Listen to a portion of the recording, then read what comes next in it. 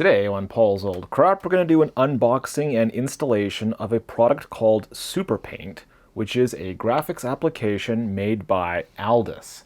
And if you're not familiar with who they are, they produced a lot of graphics applications such as PageMaker before all of those products were acquired by Adobe. So if we take a look at the rear of the box, it does give us this nice screenshot example of some of the features and functionality of the software. And then of course you've got all the standard marketing talk around here. It's like, why has SuperPaint won 15 major awards? Yes, it's because it's nice. And it does give us a brief list of some of the features in here as well. So we've got like filters, different colors, textures, and also template support for various types of graphics and stuff like that I think you can make. So I remember using this in elementary school, which is actually why I bought this copy. Although this copy is version 3.5, whereas the one I remember using in school, I think was more than likely older than this one. And yeah, basically I bought this to relive the experience of using SuperPaint on a vintage Macintosh. And you may notice it is, of course, a sealed copy of this software, and I will be opening this up. And I don't know, when I buy vintage software, I don't really care about leaving it on a shelf sealed. I want to buy it for the experience of actually using it, because when I was using stuff like this in school, I was, a young kid and I didn't have the ability to go buy software in stores. So yeah, I wanted to have that experience, and this is one of the graphics programs I do remember using, so I kind of want to relive my youth with it. Alright, so let's get started with the unboxing, and to accomplish this I will be using my Lucky Giant knife, as I do with all of my software unboxing.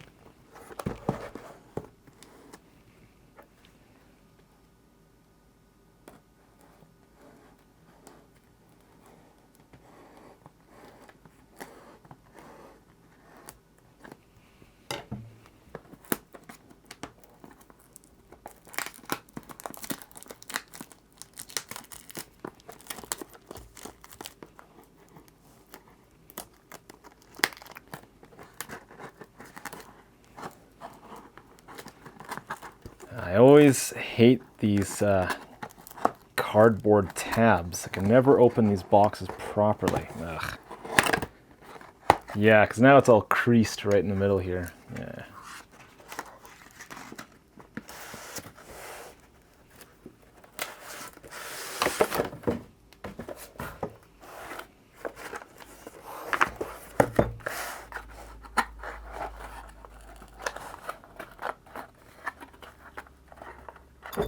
Come on.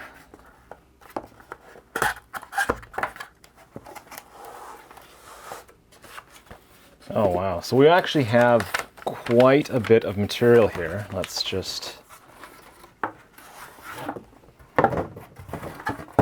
keep that out of the way. All right.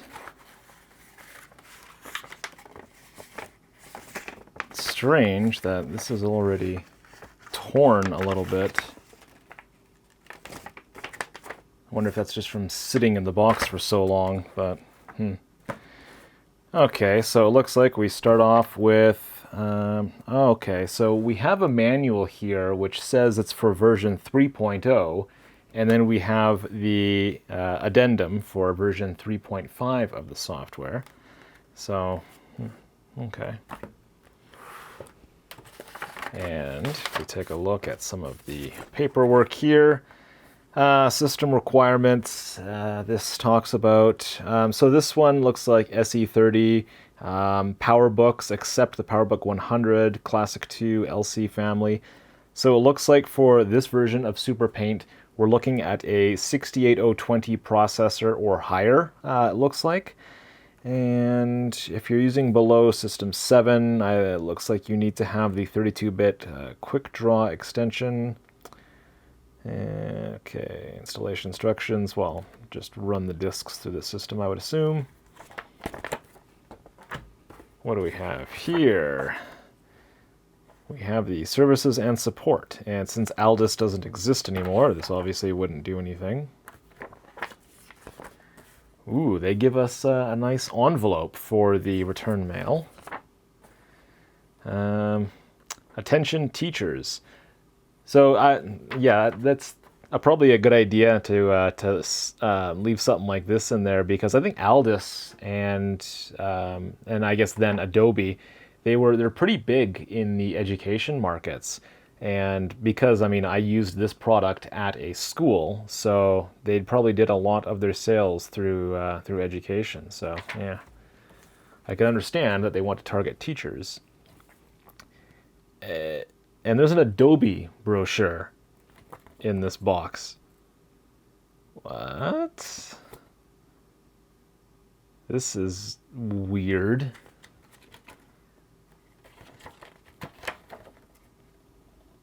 So, interesting, because they're already talking about the union of Adobe and Aldus. So, even though this product is sold under the Aldus brand, I think the company was already in the process of merging or being acquired by Adobe. Because, okay, so yeah, it says if you've got, like, I guess, need phone support or something like that, they have a different number for Adobe products and then the Aldus products. That's interesting. So I guess they just didn't get around. I don't know if actually the SuperPaint product, I don't think that even carried over to Adobe. I'm not sure, because I don't recall seeing any newer versions of this software. I might have to look into that at some point, but let's see. This is basically just a support update. Talks about incompatibility with something to do with a radius. Okay. Yeah, nothing that will apply to me anyway. And then we have our software registration card, but I mean, yeah, there's no point caring about that. And lastly, we have the software itself. Okay. Wonder if I can get this envelope open without completely destroying it.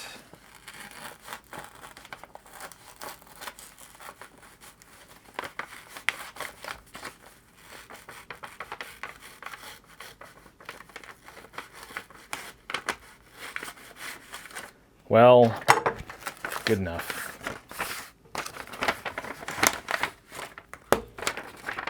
All right.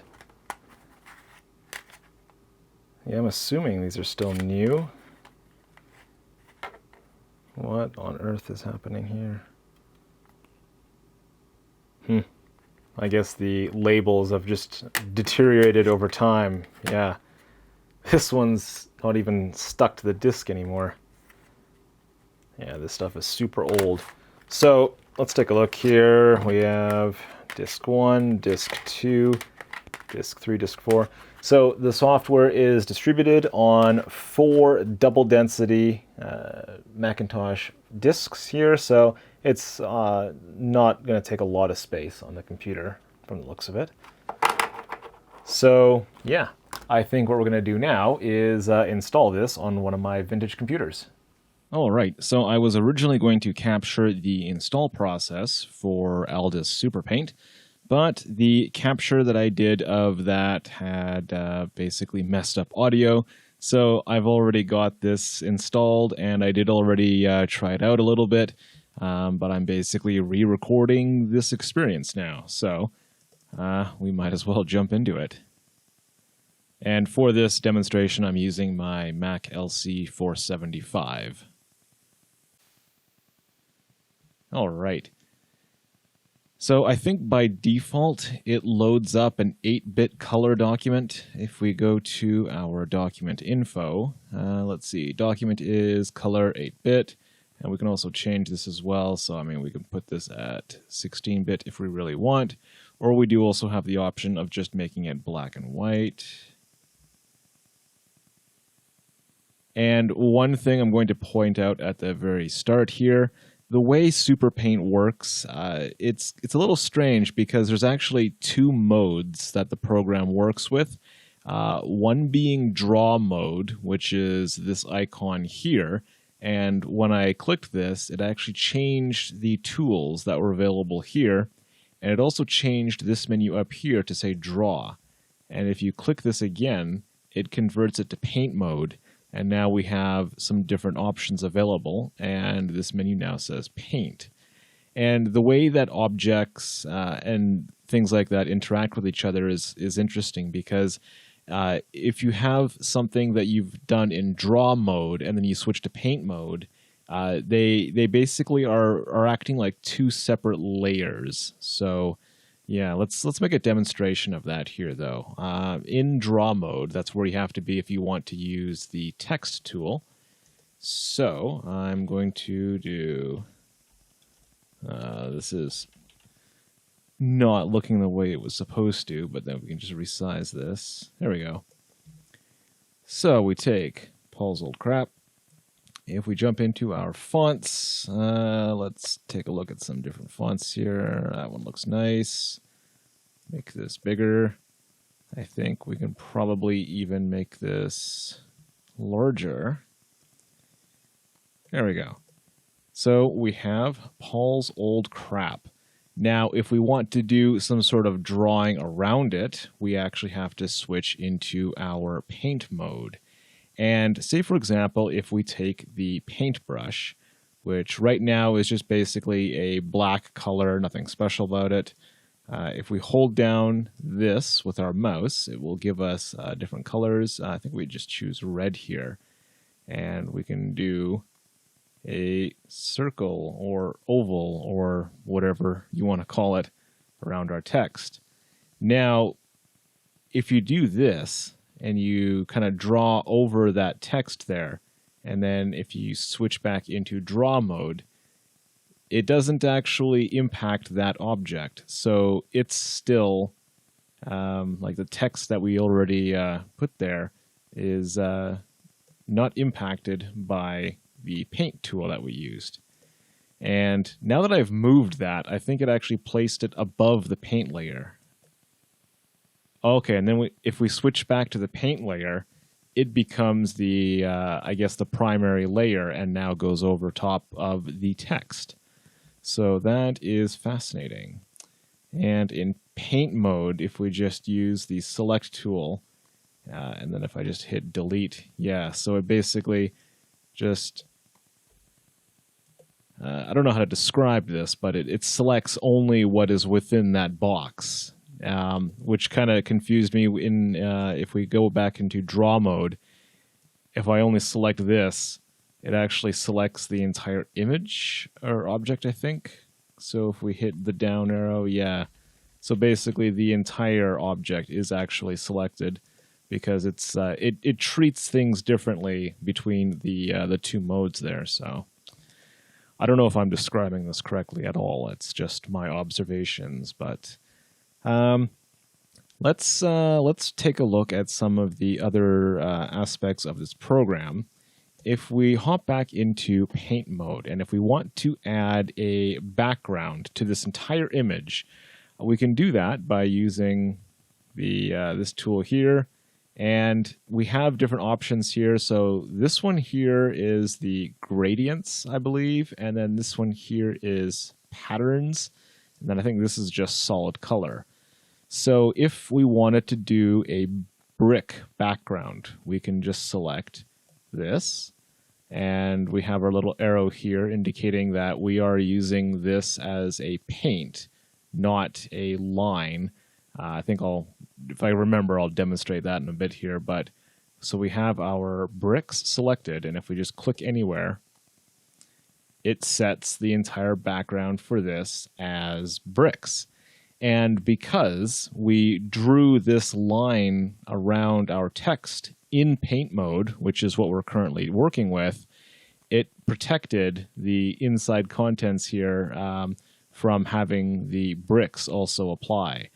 So if we were to, if we didn't have this line here, then obviously everything here would be filled with the background. So yeah, when you do items or when you do changes in paint mode, it kind of interacts with other things you've already done in paint mode, but it won't do the same thing with anything in draw mode or whatever, blah, blah, blah. Anyway, I think I was going to look at if we go and select the paintbrush tool, and then if we want to select a different pattern here, say for example, we wanted to select whatever this is. And if we select, no, what do we do here? Okay. I might be thinking of something different here, but if we select this pattern, but we have the paintbrush tool, I think it'll draw that pattern. Yeah, there we go. So you could manually draw that pattern in if you really wanted. And let's see, what else do we have here? One thing I'll point out, this little thing you'll notice has started to fill with things that I've done. This is kind of like a recent items sort of toolbar here. So basically different fills or patterns or whatever, as you use them, they show up here.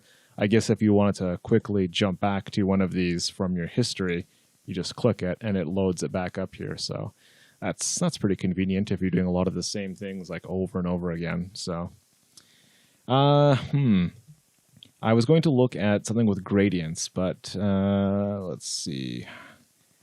I'm going to select all and then delete.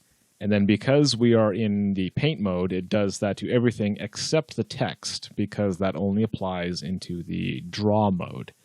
So anyway, now that we've gotten back to this, I'm going to demonstrate using the gradient thing here. And say, for example, if we take this one, which is this rainbow, and then we can also change the shape of the gradient. So if we do a circle, and let's see, if I'm not mistaken, what you do is you click somewhere, and then you'll see this strange line that follows your cursor. This is setting the basically the shape of the gradient, the shape and the direction or something like that. So because it was a circle, if I click around the center here, this should mean the center of the gradient. And it's going to take a moment to draw this because our computer is 25 megahertz. It's applying this to the entire document, which is probably out of... Oh, yeah, there we go. Okay, so that has, in fact, covered up the other layer. But if we switch back there, then it shows up again. But yeah, so we basically had this as the center of this gradient thing. So if we just undo that,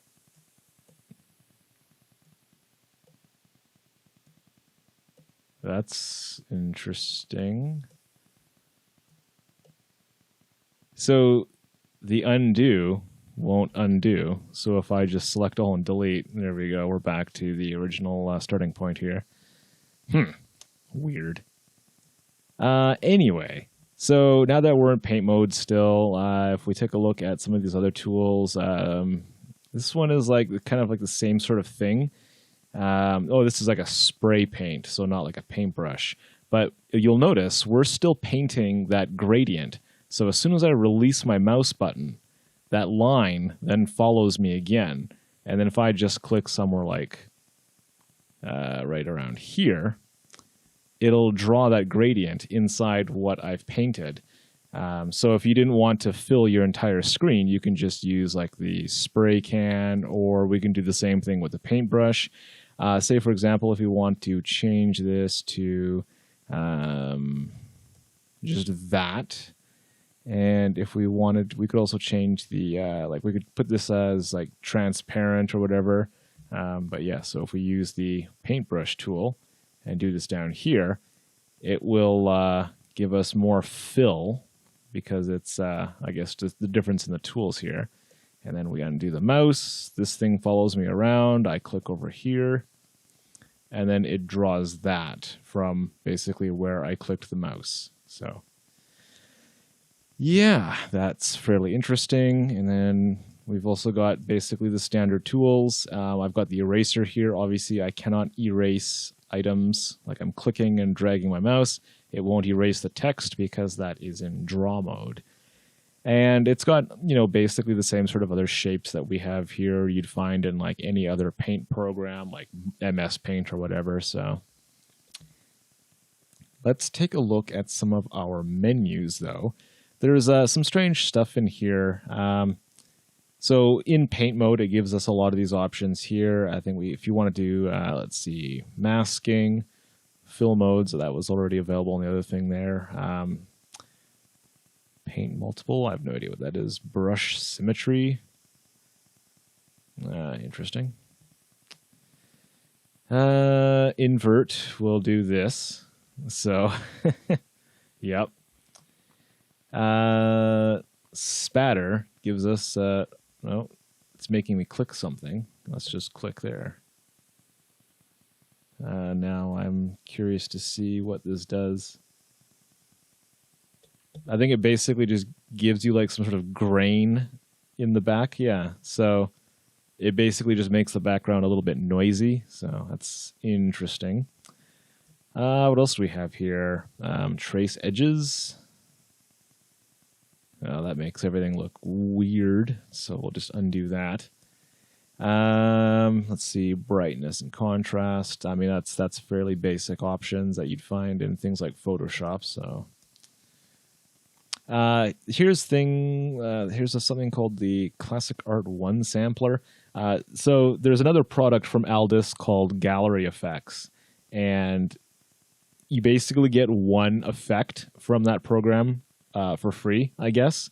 And I think it looks like this mosaic thing. Yeah, so click the mouse button to use the mosaic filter. So we click that, and it'll give us a little preview here. So if we move this around, this is the original, this is the preview. Let's see what it gives us. So it does change the image quite a bit with whatever this effect is trying to do. Because this computer is slow, if we apply this, it will take forever. So I don't think I'm going to do this. I actually did this the first time around, and I'm pretty sure it took like 3 or 4 minutes to actually apply that effect to the entire document. So it's possible that I might be able to just like select something and then do the sampler to it. Yeah, this might work. So, because it's now showing just that area I originally selected. So let's just try changing some of these settings. The growth width. Okay, we'll click the preview. I mean, that kind of looks the same to me, but let's just click apply. And okay, so yeah, this is going much faster than I originally had when I did this the first time. So, but yeah, there's the border of the effect. So, very interesting. Anyway. So we've got color balance. Ooh, that changes live. And it changes my entire screen. That's weird. You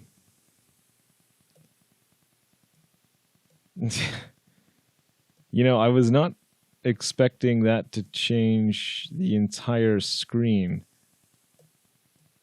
I don't... That is so strange. Okay, cancel. So I guess if that's just like a preview of that feature, but it changes literally everything on the screen, that's weird. Anyway, color clarity. I don't know what this does. Yeah, I can't really see a difference there. Darken. Okay. Interesting. Diffuse, lighten, sure, whatever. If we take a look at some of the options here, under colors, there was a bunch of options that I guess you can change your color palette or whatever to different things here. Grayscale. Cosmetics. This might be useful for someone, but I don't really care. Arrows, dashes, patterns. What is this? Where you can browse for different patterns, maybe? Custom document patterns. I think what you're able to do is paste your own patterns in here, but... oh, you can make patterns.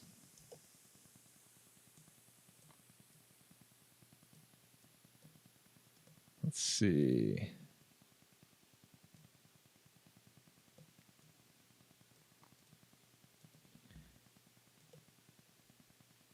Huh, interesting. Okay, what I'm going to do here is I'm going to select all, delete, take this tool again. How do I get... Okay, so if we click this is like the old school patterns here, like original black and white stuff, I guess. If we select the high pattern, but it's... Okay, here we go. So it was still selected on the gradient type, but if I select this one, it's just basically the fill color, and that's it. And then if we click, my screen should say high all over it. So yeah, if you wanted to make your own basic patterns, you do that. So we'll just undo that. But if you change this to rainbow gradient and then click, and then if I just click this again, I think what it's going to do is write my pattern with the rainbow gradient thing all over the screen as soon as this thing renders. I should really overclock this computer so I can do this stuff faster. Yes, because it is trying to draw my entire screen. Oh, there we go. So it's got high, high, high, high, high all over the place, and it does it with this option as well. So that is fascinating stuff. Anyway, let's undo that so we basically can see what we're doing here. I don't think there's anything else I was going to demonstrate in the menu itself. Oh, you can do... so we looked at the patterns. Yeah, that's where we did that. Gradients. So yeah, you can make your own of these. So, I mean, that's pretty straightforward, I think. Brush shapes. If you really want to change the shape of the brush, you can actually do that and make your own shapes as well. So if you wanted to make like an X, and if we wanted to just draw a line, or... Well, now I'm just drawing that all over the place. So I think if we just click none, or if we click that, or if we click that and we click that, yes, then we're just back to a standard drawing a line, but it does it with the X because that's what we chose as our brush shape. Round corners. Interesting. Yeah, I don't care about that. Grid and rulers, I think this is basically just for the screen or how this works. Whatever. Don't care.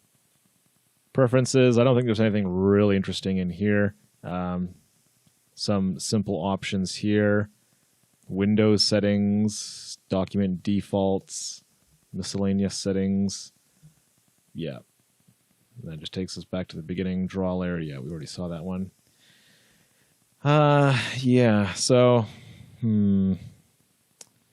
Oh, there was one weird thing that I was looking at before, and that's like the ability to use, I think, modules or plugins with this, and that gives us the ability to do this stuff here.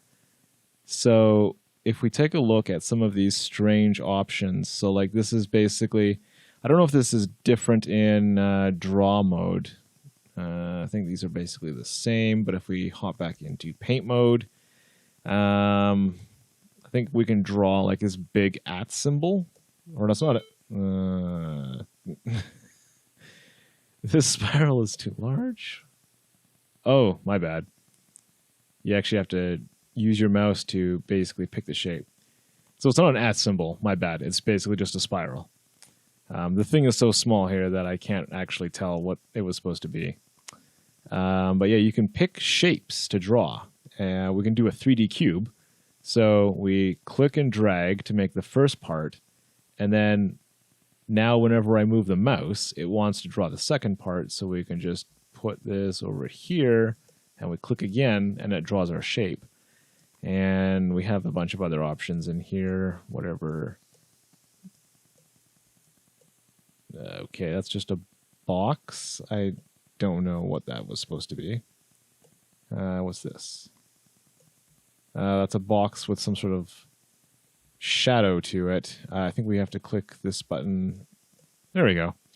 So the background shadow is black, and then the fill color is white. So yeah, that makes sense. You got to use these tools with this stuff so you can actually get what you're planning to draw. Oh yeah, we get really complex designs here. So if we clear all that out and we click this again and we draw this, yeah, so we get like stencil shapes or whatever. So that's pretty fascinating. Let's see. You know, I don't think there was anything else that was really going to cover. If we do another one of these here, I'm just going to look at the difference between the draw and paint layers. So yeah, you'll notice that this is its own little object in draw mode. And this is the one that's in paint mode, which we can't interact with. But if we flip back over to paint mode, we can erase that, but we can't do anything here because that's the one we made in draw mode. So yeah, that's fairly interesting stuff. What was this? This was the spray can tool. Oh, but I don't have a color. If I pick black again. Yep. Just making a mess of everything here. Okay, before I wrap this up, I think we're going to look at a couple of the demonstrations that we had. So part of the installation process, it includes a bunch of sample stuff. So we do actually have like sample templates and I think a couple sample images. And then this SP pouch folder is where it kept all of the like the add-ons. So for example, I think in here was brushes. Yeah, the different types of brushes and oh, okay. Actually, that's reminding me of something. Something I actually forgot to demonstrate. What we're going to do though is we're actually just going to open a document first, and if we open up sample images, we open up pencil tube. So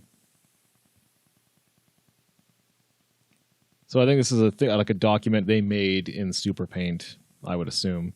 If we hop over to paint mode, and if we click and hold the brush tool, this gives us a lot of these other options here. One of these is, it looks like a tornado. And what this does is as you drag it across something, it like moves the pixels slightly. So it's basically like a tornado that runs over your image. Now, because it's hard to tell here, I think what I need to do is go into the brush shapes. This might not help, but yeah, all I'm doing is making a slight mess of the pixels. So, I mean, yeah, whatever. But yeah, these other options here, like this is the smudge tool here. This one here is like it makes dots based on the velocity of your mouse. So if you move really slow, it makes small dots. But then if you move the mouse a lot, it makes giant dots. So that's kind of interesting. No, that's strange. It's okay. So it basically, let's see if we do that. That's kind of a neat effect. So, yeah. This one looks like a salt or a pepper shaker. Okay. But it's making balloons. Okay, this is weird. I have no idea. So, well, yeah, okay. Let's look at something else. I was going to show the templates. If we wanted to do a brochure, if we look at this brochure template,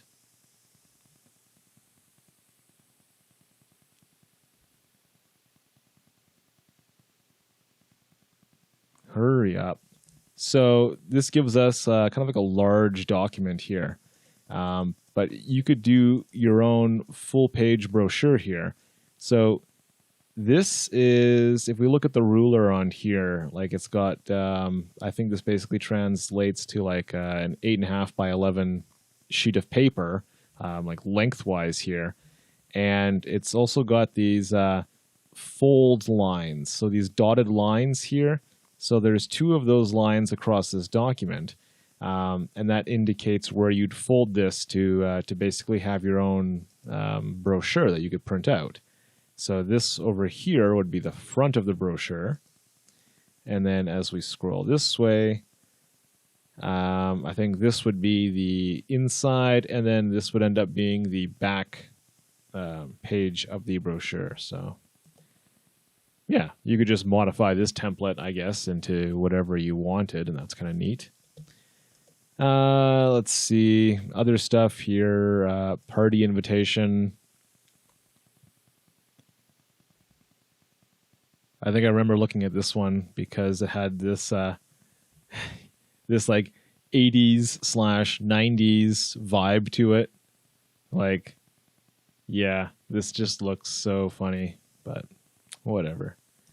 This was like a taking a 1 sheet of paper and then folding it right in half with the fold line here. So yeah, you could use that as a template for an invitation. But I don't think this is the type of program you'd really use to do a whole lot of like this sort of documents and stuff like that. I think it's mainly you'd really want to just use this for as a paint program. So yeah, anyway, I don't think there's anything else I was going to demonstrate on this. I didn't have a chance to look up if there's any other add-ons you can actually add to SuperPaint, because I think the software is old and I think it was eventually discontinued, like I previously mentioned. I don't know if there's anything else we could have like put into this or if there's any newer versions than this. So yeah. Because if we click down here where it says plugins, it tells us the plugins that are installed here. But I mean, this I think is just basically all of the default stuff. And oh yeah, it actually, if you really wanted it, has built-in support for doing scanning, I believe. I think we have to make a new document first. But if we go like place, we can go and select like Apple Scanner. But I don't have a scanner, so obviously it won't work. So yeah, if you wanted to do scanning and importing directly into this program, you could do that. So yeah. So I mean, I don't think it would really be the kind of program you'd use for doing like some of those documents that we showed in the templates. Basic stuff like the brochure, yeah, sure, why not? But yeah, it seemed to have more strength in its paint abilities. So yeah, kind of neat. Anyway, I don't think there's anything else left to say about Aldus SuperPaint other than it's a bit of a neat program, and I'm definitely glad that I had the opportunity to play with it again, because this is the first time I think I've run this program in about 25 years. So yeah, long time. Anyway, if you made it this far, thank you for watching.